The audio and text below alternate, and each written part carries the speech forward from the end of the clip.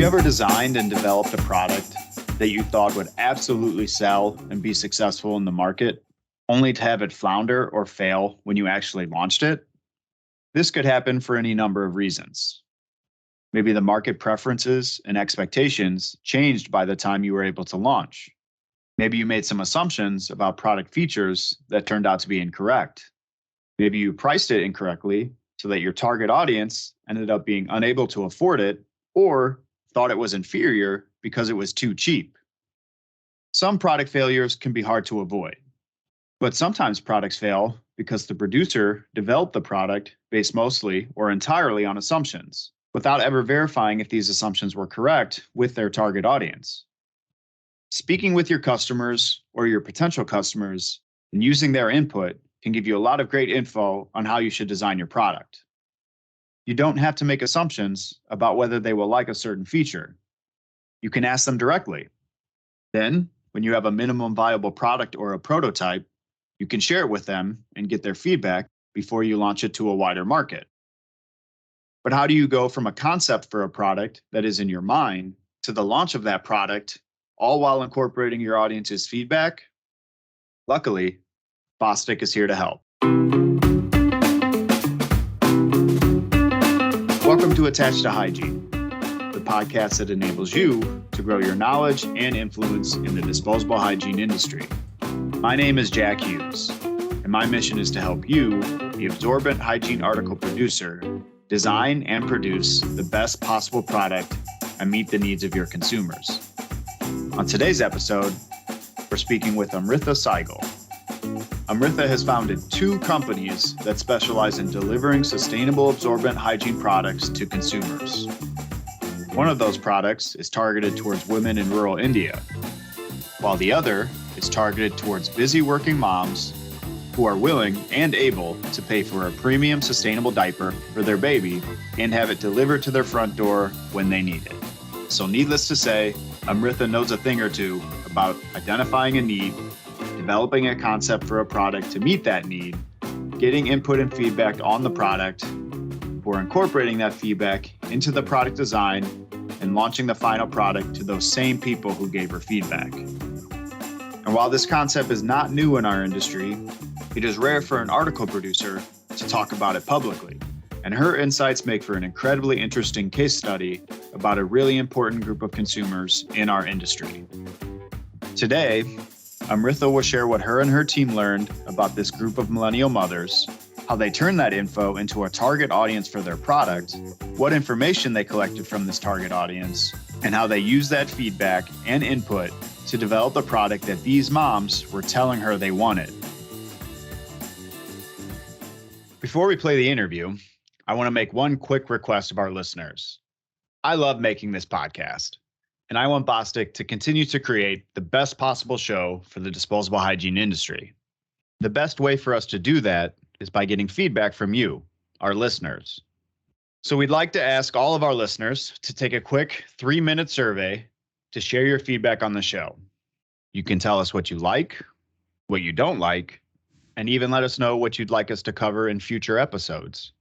And as a thank you for filling out the survey, we'll send you our brand new corporate social responsibility white paper.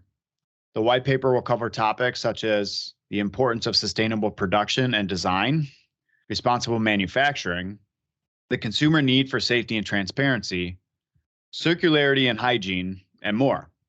We won't be sharing access to the white paper with anyone else for weeks. So if you want early access, please take 3 minutes out of your day to complete the survey. To fill out the survey, go to attachedtohygiene.com and click the big button at the top of the page to share your feedback. We'll also share the link for the survey in the show notes. Thank you so much for your time, and now we'll get back to the episode. Joining me today to introduce Natural Nikki to our audience is Amrita Saigal. Amrita, thank you for joining the show. Thank you so much, Jack, for having me. Now, you've certainly made a splash in the market, but I'd like for those of our listeners who don't know, for you to introduce yourself and your background in the market. Definitely, yeah. So my name is Amrita Saigal, and I'm the founder and CEO of Kudos Diapers. I grew up in the Boston area, went to MIT for undergrad, where I studied mechanical engineering. Right after undergrad, I joined Procter & Gamble. So that's how I got very interested in the CPG and specifically consumer absorbent space. Started my career there working on a few different brands. I was always in automation engineering and manufacturing, worked on Always pads, Gillette razors, and some new business creation and development. And it was really during my time at P&G that I saw firsthand how much plastic we were putting into consumer absorbents. And it's no surprise that baby diapers are the third largest contributor to landfill waste. I think people are always shocked when they hear that because diapers feel so soft and they're engineered to feel so soft. So people assume it's made out of cotton or some sort of sustainable natural material. But in reality, almost every component of the majority of baby diapers on the market, especially the big popular brands, everything is polypropylene, polyethylene plastic sourced from fossil-based resources. So I left P&G to start my first company actually in India called Sathi Pads, which is now one of the leading eco-friendly sanitary pad brands making 100% biodegradable sanitary pads out of waste banana tree fiber. And it's been a super fun and exciting journey since starting that company. It's still very much growing. I'm no longer involved in it on a day-to-day basis as I wanted to move back to the US, but came back to the US, went to Harvard Business School to get my MBA, and then actually took a little bit of a detour for a few years, and I joined Google X. And then as I entered my early 30s and all my friends started having kids, I don't have kids yet, but I'm expecting my first, a baby girl, in June. But 3 years ago, when this idea of Kudos came about, it kind of came about because I was talking to a number of my friends that had young kids, and they kept telling me two problems with their diapers. One, that they wanted to find a more eco-friendly, natural, organic diaper, but the first problem was the ones that they tried, they felt like did not perform at the same level as the very popular Pampers and Huggies brands. So that was problem one, that they felt like with eco-friendly diapers, they were making a compromise in performance, that they were going to have more leaks, they were going to have more rashes, it wasn't going to be as absorbent. So that was like problem number one. And then problem number two was really the greenwashing they felt a lot of the eco-friendly natural brands did, in the sense of when you think of an eco-friendly brand, you just assume everything is sourced sustainably, it's biodegradable, it's compostable. And with a lot of the eco-friendly diaper brands, that's not the case. What does eco-friendly in diapers generally mean? There are definitely exceptions and a few small brands, but generally with the very popular eco-friendly diaper brands out there, everything touching your baby's skin is still polypropylene or polyethylene.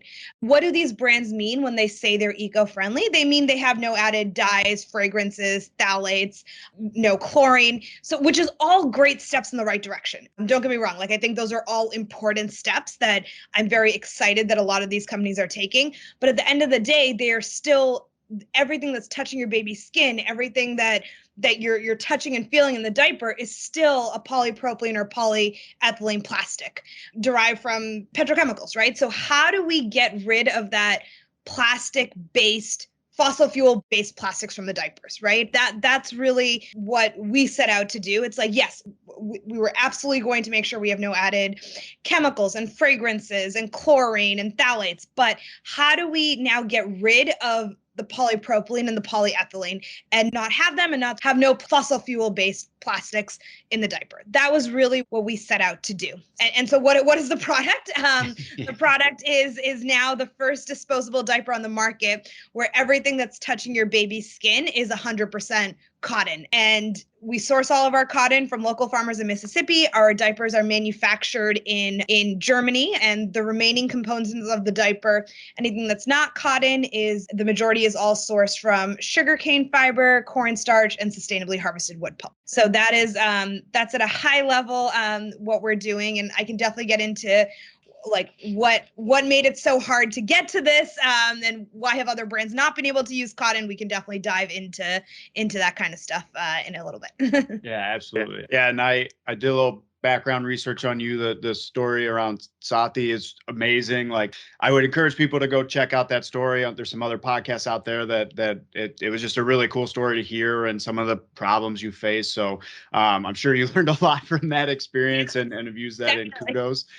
So great. Well, as I like to do with all of our guests, we obviously have a deep background in the absorbent product industry, maybe Yeah. not as traditional as some other people in the Yeah. industry, but in your time in the industry, what have you enjoyed most about working in it?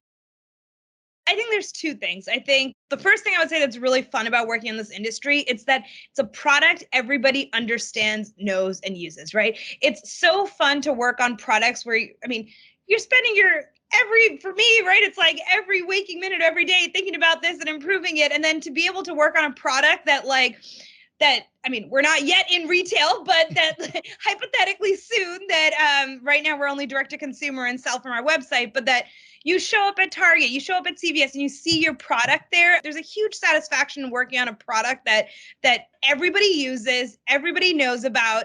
And so that's one thing. The second thing, I think you will attest to this as well. I know we go to a lot of the same conferences. I think the consumer absorbent industry is a very small knit community. Everyone is very tight, and it's some of the most wonderful people that I've ever encountered in my life. So I think just the community of people and engineers and marketers that you're always running into is also very awesome. Everyone's very helpful. And I can't say that's true with every other industry out there, but I think that's something else I feel fortunate about, to be working in an industry where everyone's willing to help each other and share learnings. So I think it's a combination of working on like an exciting product. Maybe people wouldn't call it an exciting product. We would. We would. Yeah. Calling it a necessary product. I also think that there's just a ton of innovation. I think this is another thing people don't realize, right? Just how much engineering goes into designing baby diapers, right? How complex they are, how technically complicated they are, how many components go into it. And so I think from an engineering perspective, I think there's a lot of technical excitement around things that can be done and improved on. And that's another thing that makes me really excited and happy to work in this industry. Yeah, I share those same reasons for enjoying the industry. There's always seem to be something new going on, whether it be a new material or new designs that people are adjusting to. And I also worked in industries that weren't directly, end consumer related. So trying to explain to people what we produce and how that's applicable to them or not applicable to them is a little difficult. So I enjoy working in an industry where I can say we make adhesives for these products that you use every day or every month, and it makes it more relatable and yeah, very, very exciting. And right, it's very easy to say if our adhesive's not in your product is not going to stay together, right? Like exactly, yeah. So that's always things that people can relate to. Yep, absolutely. And explaining kind of the complexity, as you said, of those products, that there's a lot of engineering that goes into making sure that those products work, they don't leak, they perform as intended, and that those, people continue buying them. So yeah, very exciting. So we've had a couple of guests lately that I stumbled across their learnings in the same way. You presented at the most recent Hygienics in Arizona at the end of 2021. I was not able to attend in person, but saw your slides and was immediately interested in the topic and wanted to talk to you about that. So I was wondering if you could just kind of introduce the background of what led to that presentation at Hygienics. Yeah, so we gave a presentation on the millennial mom and what she is looking for. And how we did this was we surveyed over nearly 100 of our customers, our Kudos customers, to understand what are they looking for in a diaper? What are they looking for in other baby products? Let's talk to them about like their day-to-day life, their lifestyle, where they live, how they spend their money, where they get their groceries, to really understand more details around our customer and how we can better cater to her. And one thing I do keep saying her, and the reason for that is we actually thought about this early on, that why don't we create a brand that's focused towards dads? We actually spent a lot of time thinking about that. Can we create a baby diaper brand focused towards dads? Because every baby product is targeted towards mom. But after interviewing a number of customers, understanding purchasing power, purchasing decisions, what came out very clear and transparently was, I would say today more than ever, parenting, at least with our target consumer, parents are very 50-50. No longer that the mom is doing everything, which I think is amazing. And I'm glad that the world is in that direction. That being said, when it comes to what products they are going to use with their baby, the mom is still the one who decides. The dad will happily buy the product. They will happily change all the diapers, they will do everything. But when it comes to figuring out what products we're going to buy, it's still the majority of the time, it's the mom doing the research, the mom asking her mom friends, the mom looking at her local mom groups, doing the research online. And I don't have a good reason for why that is the case, but that is the case. And if I look at all of my friends, it's the same thing. I think parenting is 50-50, but when it comes to deciding what to buy, the mom still has the majority of the say. So I think for that reason, that's why I keep saying her, and why we call our consumer Natural Nikki, and we are not focused on the dad, although they are very much a part of this entire journey. So I'll give you a little bit of background on like millennial moms and who are they. And then the specific subset of millennial moms that we are targeting, we call her Natural Nikki. And I will talk about her in a little bit more detail as well. So millennials, like as of today, millennials refer to the population ages 25 to 40. So there are about 40 million millennial women in the US who will give birth to around 75 million children. So some of these children are already born. Some of them will be born because, like I said, the age of millennial moms is 25 to 40. So currently, it's about 90% of all US births are coming from millennial moms. So millennial moms are a very, very important segment when you're thinking of the baby industry, and specifically for us, the baby diaper industry. Few other interesting things. Millennials are having children later in life than previous generations. I believe in 2020, the average age of first-time moms in the US was 26. Compare that to 21 in 1980. So there's definitely a trend towards moms having children later in life. And in the Natural Nikki segment, which I will get to, the average age for first-time mom is 32. So you're even looking at 6 years older than the average millennial woman. And I mean, I'm pregnant with my first, and I'm about to turn 34. So I'm even older than that. Yeah. And that certainly would influence your own purchasing decisions and preferences and things like that. Yeah, absolutely. And then the other interesting thing is that 60% of millennial women surveyed said that they would delay having children until reaching a certain level within their career, which makes sense. You want to now have career stability, financial stability before you embark on having children, because that's obviously another huge life change. So that's a little bit about like millennial moms in general. And then if I'm talking more about Natural Nikki, which we estimate is roughly 15 to 20% of all millennial moms. So when that's kind of the segment that we're targeting, is about 15 to 20% of all millennial moms right now.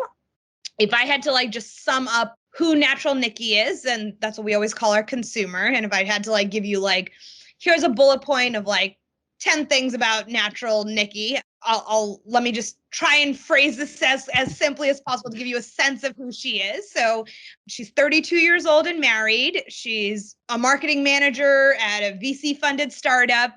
She's a first-time mom who really wants to get it right with her baby. She cares a lot, most about the safety of the materials touching her baby's skin.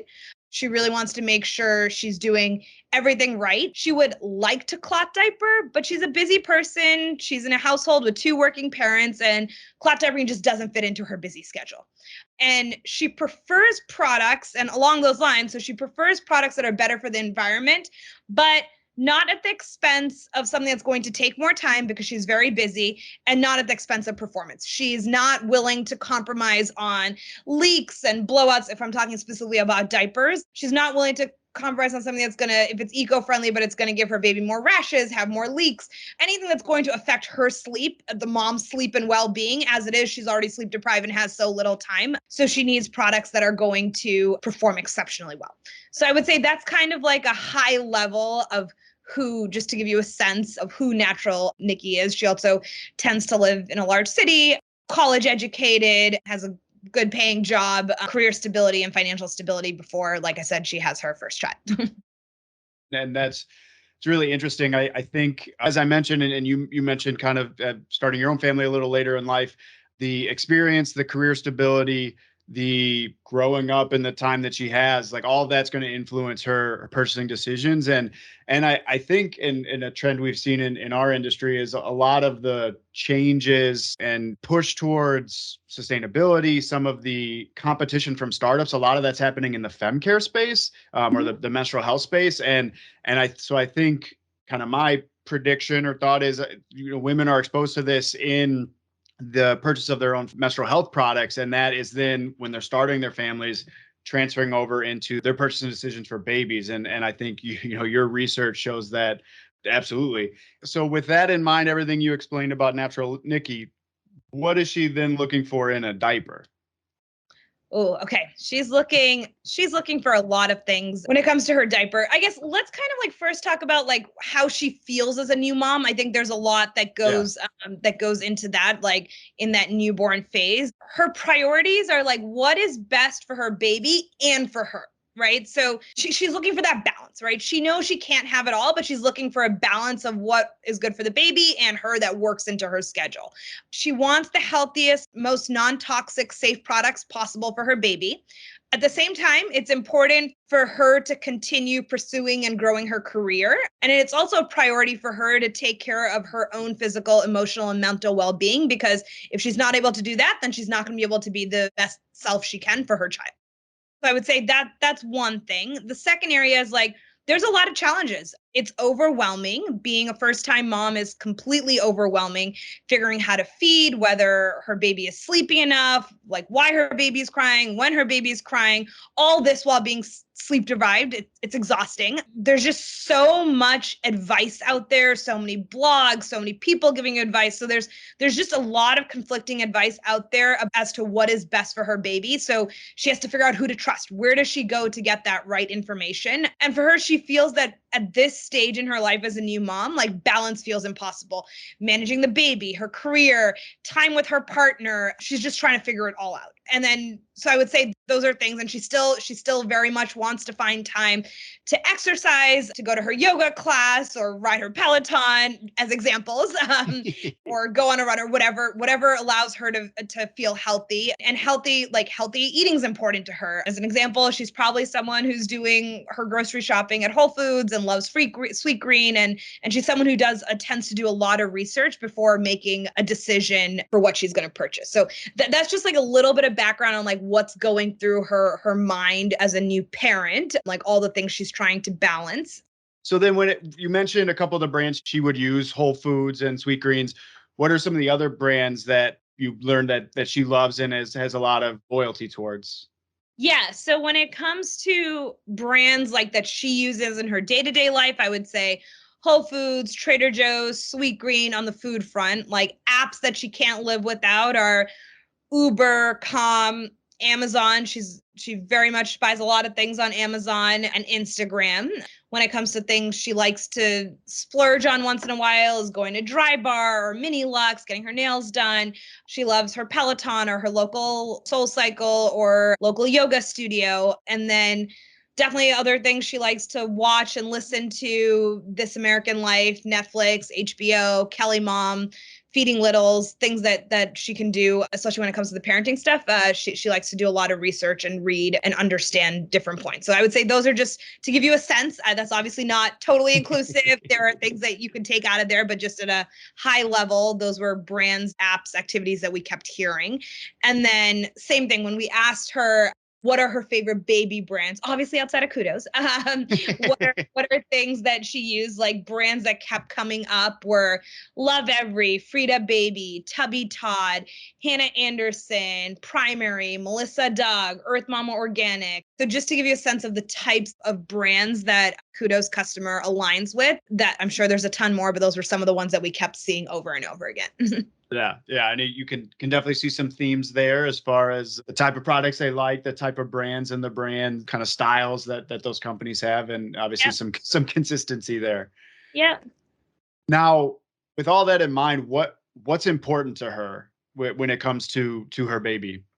Yeah, no, I think that, and this is what I think all these brands have in common. So I would say, if I had to pull out like what are things, common trends amongst all of these brands that I just mentioned, I would say safety and non-toxic ingredients is very important.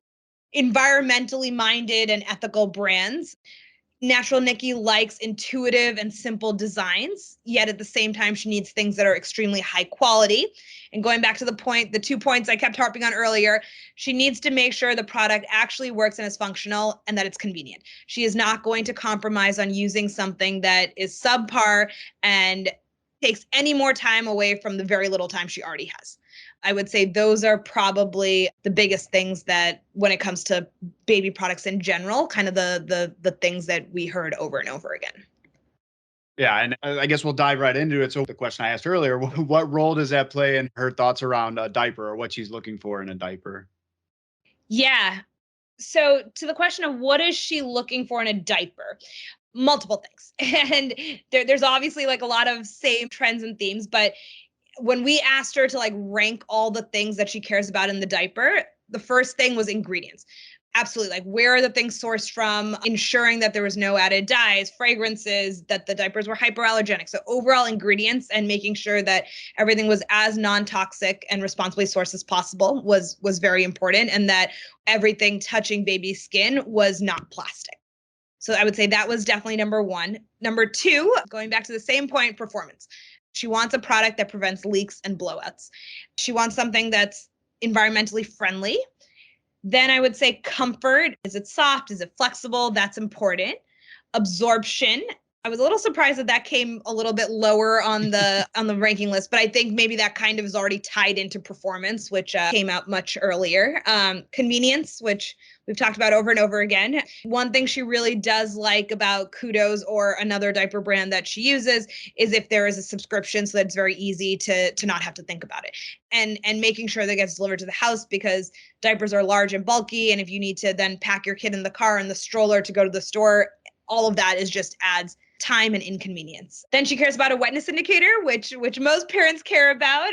For those of you who don't know what a wetness indicator is, it's kind of a blue line, or it's usually a yellow line on the diaper. But then once the baby pees, that line turns blue so that you know the diaper needs to be changed. So I think that falls right into convenience. And then design. They want cute patterns on the design. And then when we asked them, so that was like generally what are they looking for in a diaper? And then when we asked Natural Nikki specifically why did they choose Kudos, the top 3 reasons that we kept hearing were wanted safer materials touching their baby's skin, wanted to make a positive environmental impact, and wanted a diaper that was safe, particularly for sensitive skin.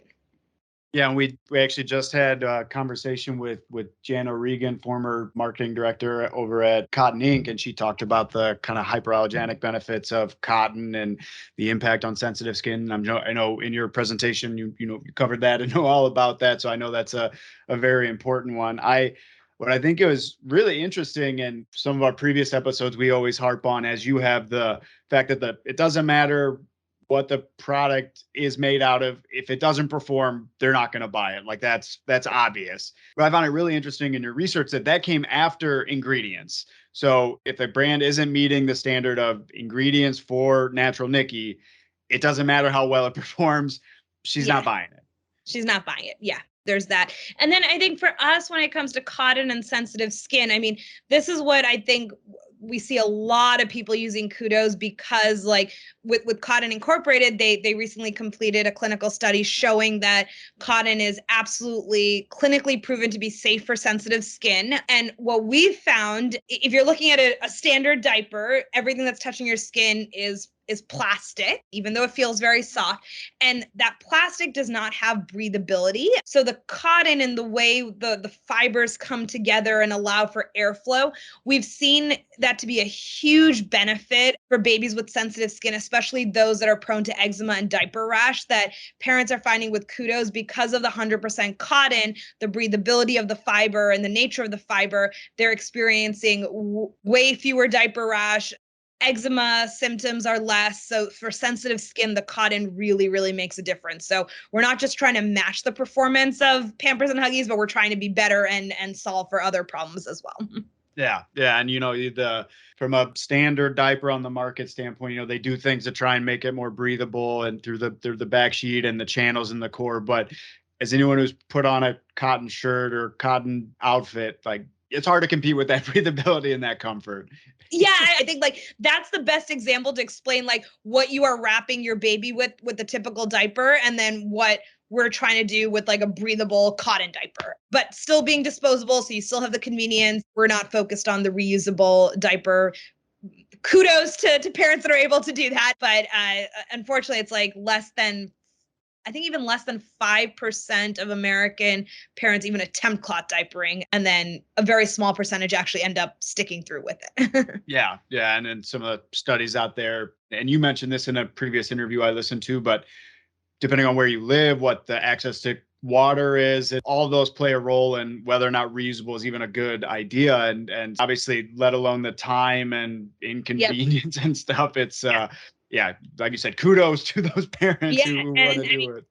Me living in Southern California and Los Angeles, where water is always a shortage, I would definitely not opt for cloth diapering. So we know what she likes. We know what she doesn't like. We know what her preferences are for diapers for her baby. So with all that info, what does that mean for your own focus at Kudos for meeting the needs of Natural Nikki with your products, and kind of for the industry at large as far as trying to meet the needs for Natural Nikki and the products that are being created? Yeah, I think that this brings up a lot of opportunities, especially for like how companies and brands and then suppliers and the industry as a whole can work towards making a difference. I think there definitely needs to be a bigger push towards more plant-based resins available, more compostable materials, more investment in sustainability and R&D with large companies. I think those are all super important. And one thing I will say is like there is no 100% biodegradable compostable diaper on the market. There is elastic in a diaper. There are components that are just like, and if you didn't have an elastic in a diaper, then your diaper's not going to hold together. So there are components. I mean, for us, it's like we focused on everything that is touching the baby's skin. Can we make sure that that's plant-based, cotton-based? But would I love for us to have a diaper that is 100% sourced from renewable materials and that's 100% biodegradable and compostable? Yes. Unfortunately, the industry is not there yet. And it's a little bit of a chicken and egg problem, right? Like a lot of suppliers don't want to invest in developing new technology because there's not a demand from brands to buy them, right? But brands don't want to buy it because the little bit that there is, it's often too expensive. So it's a chicken and egg problem. It's like we need the world to invest more in the R&D. Like when is sustainability really going to become mainstream, right? The unfortunate reality of sustainability right now is that it is sustainable products, eco-friendly products, natural products in general, is that it is not available to everyone because it is often cost prohibitive, right? Mm-hmm. And brands are not just charging more, just the reality is our raw materials are just so much more expensive. For me to use cotton over plastic, I am paying so much more. So at the end of the day, my margin is not any higher. I know consumers often are like, why are they just charging money to charge money? And until these suppliers can drop their costs with larger scale. So it's totally a chicken and egg problem, but I really hope that there's enough push and excitement from consumers to prove to suppliers and to brands that like this needs to be a focus. And then once those raw material costs can come down, then brands can offer the products cheaper. And then I think that's when you're going to start to see real change, right? Like right now, like I said, like Natural Nikki, like you're only seeing about 15 to 20% of overall millennial moms. How do we get that number closer to 90 to 100? And I think cost, unfortunately, is a big part of it. So I think there just needs to be more investment in general in these raw materials and the supply chains in order to be able to bring the costs down. Other things that I think there needs to be a huge focus on is satisfying like the consumer's desire for 100% biodegradable compostable solution. I mean, I want this as well. You want this as well. The technology, the industry, the engineering is just not there for that right now, but I'm hopeful that this is around in the near future. Yeah, and then I'll say, I mean, in Europe, things are a little different. They're more advanced than us in certain areas, particularly in the sustainability side. In the United States, even if we had the perfect compostable diaper developed with everything that's biodegradable and you need, we don't necessarily have a great system in place to compost that if there's a mass market for it, and making sure that the soil is of a high enough quality coming from that composting process to be able to support life as opposed to just to biodegrade. There's, as you said, there's a lot that needs to happen. And the consumer demand is going to drive that, and then that leads to then changes in industry and developments that can then support that. And yeah, that chicken and the egg problem continues to rear its head when it comes to sustainability. And then like the last thing on the sustainability front is like, I think there's a lot of lack of trust and greenwashing between consumers and brands. And I think the way we overcome that is really like for brands to be very, very clear about transparency of ingredients, the supply chain, the manufacturing. It should not be hard for a consumer to find the information they're looking for, which unfortunately is a reality of a lot. And I've taken this as someone myself who likes to do a lot of research on products. Like I've tried to make Kudos like as simple as possible. If you search our website, like what is every material in the diaper? What is it made from, et cetera? Because I think it's important. Like consumers, they deserve to know where you're sourcing from, where you're manufacturing from, and for all that information to be very easily available. So I think to build that trust with consumers, you need to be transparent. And it's okay to say we are not 100% there. I mean, we're not 100% there, right? Like I said, there's still elastic in the diaper. We are not 100% biodegradable, compostable. And consumers are okay with that as long as you're honest with them about that, you're upfront with them about that, and you take them along your journey, right? I think that's the other thing. If you can bring them into your orbit from day one and they feel that they're part of this journey, that we're all working together, and like we're very good about taking consumer feedback and working with the consumers to make changes to the product. And I understand it's easier because we are a smaller company. I completely understand that. And it's not always possible for larger companies to do that. And there are obviously a million different opinions and you can't satisfy everyone, but making consumers feel as much a part of the journey as they can, I think helps bring trust as well. Yeah. I mean, they want to they're investing in your product, but they want to be invested in your company. So if you can be open and honest with them, they're going to come with you and they'll push you, but they're going to have a little more patience for the time and resources and effort it takes to get to where they want you to be. But as you said, it starts with that transparency, and you're seeing it with some brands, your brand being one of them. One of your competitors, I was actually reading their website last night, and they actually specifically called out that their products use adhesives, which is the first I've seen anywhere. And so it's just kind of breaks down that barrier a little bit to the consumer to really trust that you're being upfront with them. And as you said, even if you're not 100% there, they can live with that as long as they know you're trying and you want them to know what's going on. Yeah. Yeah. I'm really, and I'm really looking forward to see hopefully see how that trend evolves in the industry, and hopefully it kind of snowballs a little bit. That's the hope. Yeah. So you mentioned at the beginning that this is obviously your second startup that you founded, the third you've worked at, which is a whole nother story that I was really interested to learn about, but that we don't have time for that. But you worked with Sathi in India for several years and were very involved in that entire start to production to commercial process. What did you learn, or did you learn anything from your work at Sathi that influenced your development of not only Kudos, but this specific natural Nikki persona? I mean, I think so many things. I would say first and foremost is like investing early on to understand your consumer. I mean, so much of this natural Nikki is driven by, if you don't really understand what your consumer is looking for, it's going to be hard. And I think people when people start companies, they have an idea. They're like, I have this problem. 3 of my friends have this problem. And like, this is how we're going to solve it.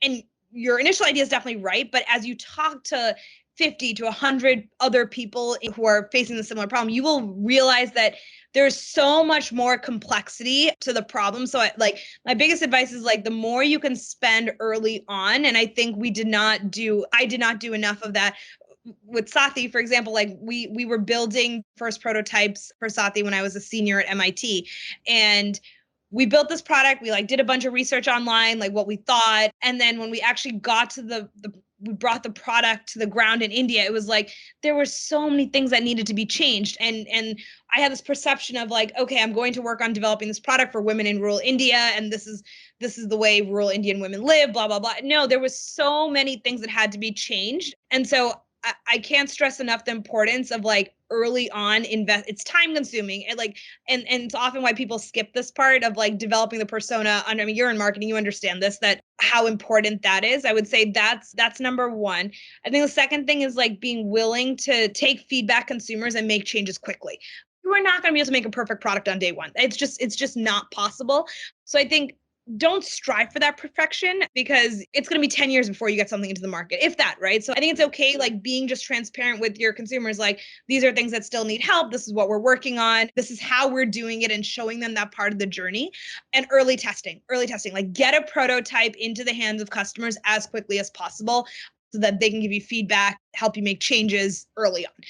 That would say, I would say are like some of the learnings that I've taken, and that there's still so much more to do, but those are just some of the things. Yeah, and there's a lot of that stuff hit home with me as we developed this podcast. We try to do some of that same stuff. We definitely failed in some areas, and we're too late to do stuff in other areas. But I think what's really remarkable about that, or really interesting about that, is if you can do that, you already have a built-in consumer base and a built-in loyalty, because you brought them with you from the beginning and taken their needs into account and put those into the product, and are continuing to put a better product in front of them. And rather than putting it out there and hoping that someone's going to buy it, you've built in that audience that is so invested in what you're doing and your product and your brand, that they're going to gladly be advocates and tell all their friends about what you're doing. And it makes marketing a lot easier. Yeah, and growing that,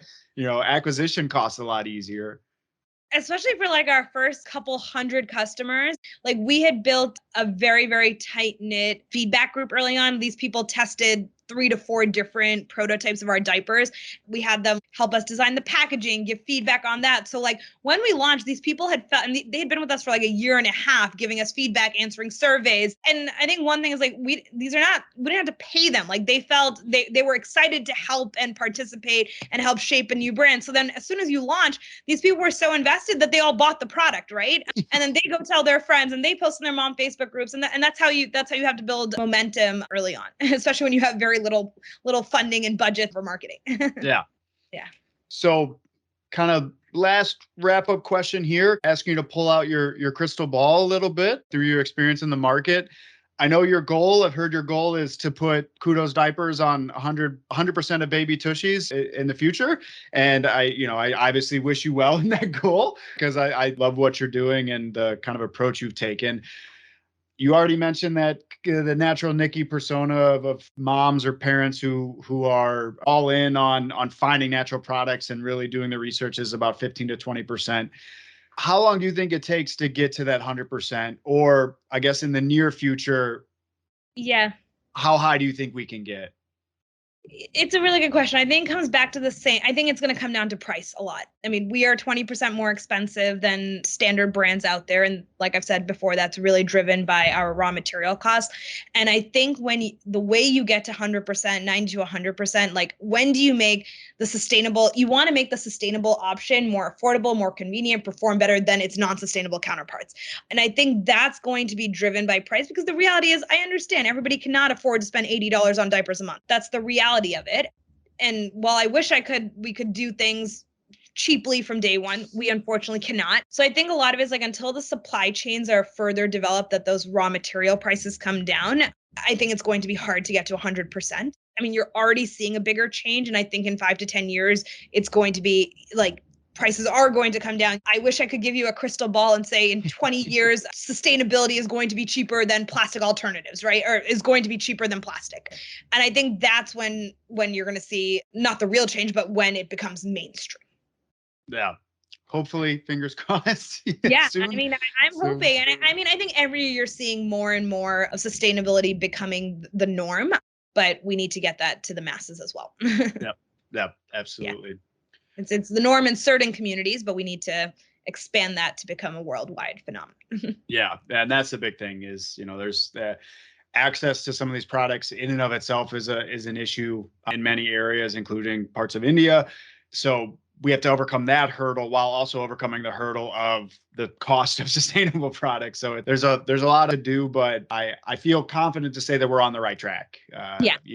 Yeah. And I think everyone in the industry everyone's excited about it. It's just a matter of getting the technology there, getting the resources, building on supply chains, and making the pricing work. But I feel like we are on the right track. And I think from all the conferences we've been to, I feel like everything is moving in that direction. I mean, I think we all wish everything happened yesterday, but things take time. Yeah, absolutely. Absolutely.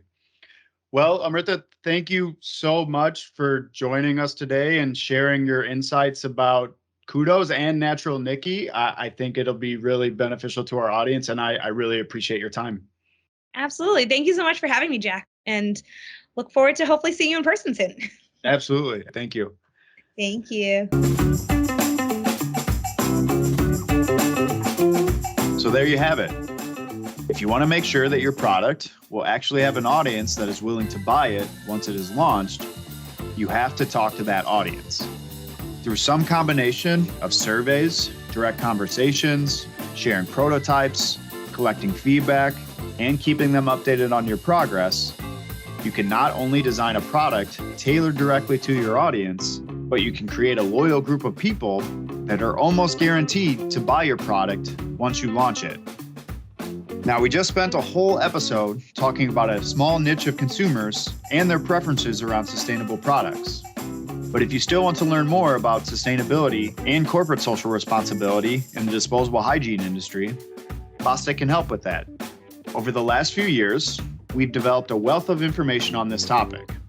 We have 2 white papers, a glossary of terms, an info sheet of commonly misused terms, 8 webinars, 4 podcast episodes, and over a dozen website articles covering this topic in great depth. So, if you'd like to learn more and turn yourself into the CSR and sustainability expert at your company, then just head to the show notes of this episode to see our full list of resources and click the link or links that interest you the most. Attached to Hygiene is brought to you by Bostik, and it's hosted by me, Jack Hughes. It is produced and edited by me with the help of Paul Andrews, Michelle Tonkovitz, Emery Chernus, and Nikki Ackerman at Green Onion Creative. Our theme music is by Jonathan Boyle. We'd like to extend a special thank you to our guest today, Amrita Saigal. If you'd like to learn more from Amrita or stay up to date on the journey of Kudos, you can follow Amrita on LinkedIn and follow Kudos on Facebook, Instagram, and LinkedIn. Thank you for listening, and we'll see you next time.